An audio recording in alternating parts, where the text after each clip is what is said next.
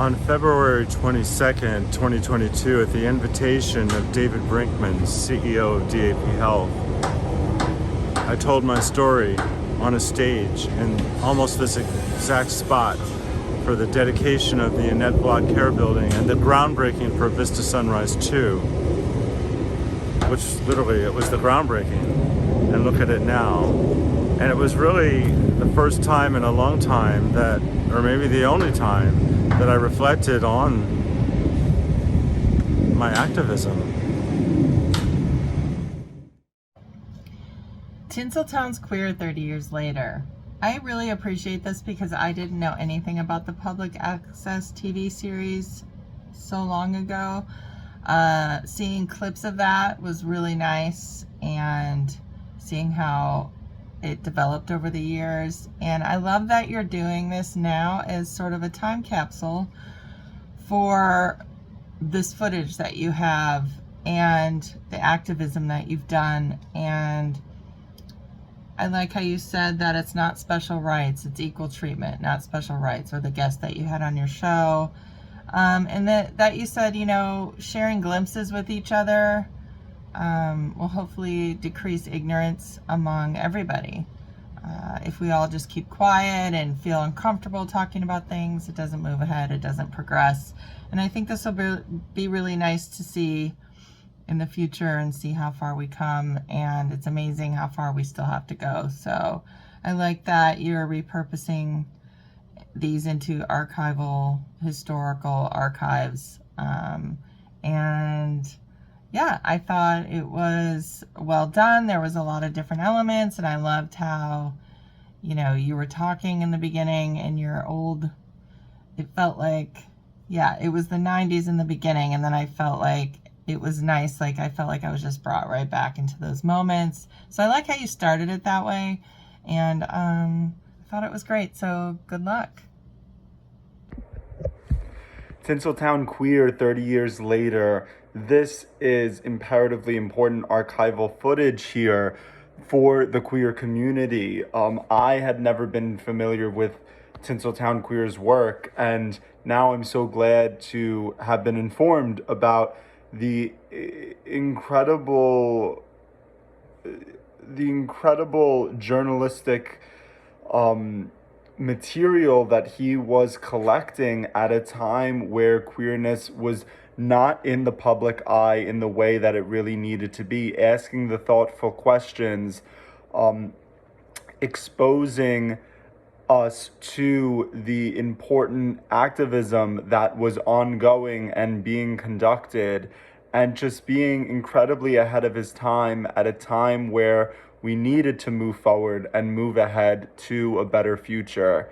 It's so great that he's been able to salvage this footage so that further generations can see it and have an eye towards the future of how we can take from where we've gone to where we need to go.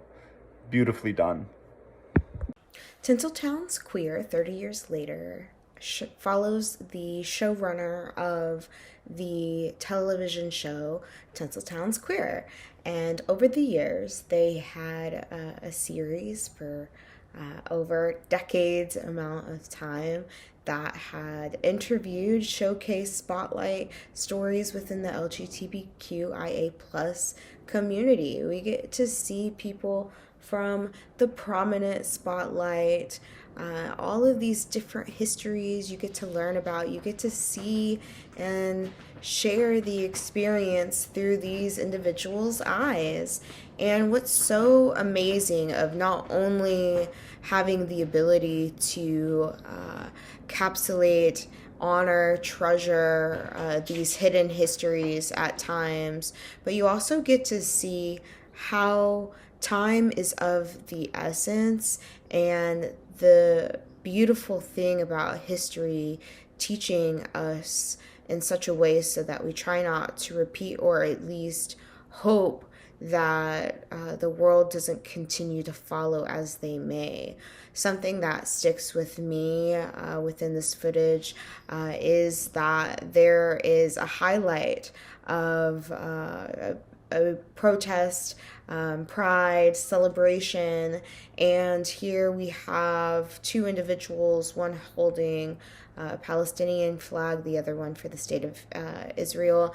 And they're standing side by side, and you see a Palestinian and a Jewish person, and they're speaking out on this conflict before this genocide even occurs. And it's not something that was made 10 months ago. This is something that was made like 20 or so years ago at this point. And so you really see that there is a long time hood of history that is so important to really take in, hone in, share. You have this individual who's, been collecting these stories for 30 years. This was a great historical documentary, especially for people who don't know a lot about this history. I know they don't teach a lot of it in schools and stuff like that. But it really grabs the attention right away because it starts 30 years ago with this guy, Nicholas, introducing himself. And it gets you because he reclaims the name queer, which is always thought of as derogatory, and he reclaims it for himself by calling himself the Tinseltown Queer. So it's no longer derogatory because it means no one can insult him through something he calls himself. He made himself a very brave man by putting himself forefront into activism, something it sounds like he's still doing to this day. He's putting up, and he put all of his activism into this compilation documentary of all of his work throughout the past 30 years into this film where it shows all of the highlights of his life. And I'm sure there's a lot more that he probably left out from this film because it said he put it together, and there's probably a lot more where it could probably go on to probably a 8-hour miniseries, and this was probably just a first starting point.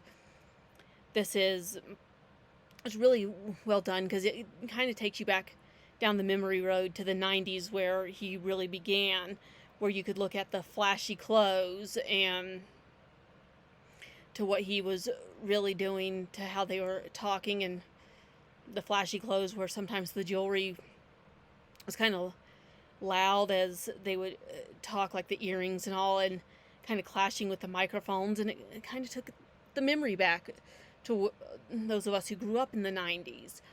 It just kind of took you back down that road, but it was a good memory. It's there where it gets that nostalgia going. But this is a man that shows his bravery over the years, where he put himself out there and really claimed himself. And he uses quotes, familiar quotes. He doesn't, and he knows it might be cliched and corny and whatnot, but he knows using these familiar quotes and songs are what are getting people's attention, because it's the way people are. We seem to be drawn to what's normal. We seem to be drawn to what's familiar. And when we hear a song or we hear a quote from a familiar movie or a commercial or an icon, it'll grab our attention. And Nicholas is well aware of this, and he uses it as part of his strategy and activism to get people's attention to listen. And it's worked well for 30 years, it sounds like, in the compilation clips that he shows, because he uses them time and time again.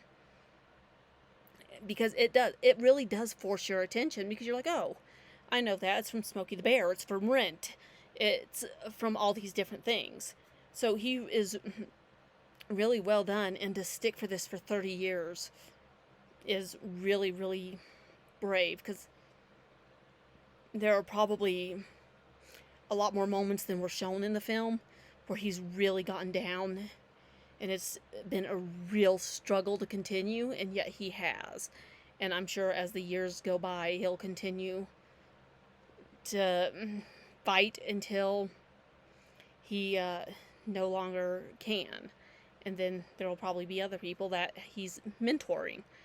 But he's continuing to go on, and this is a really strong film for people who are into activism that would be into this, or they're into his life story, that might really enjoy learning more.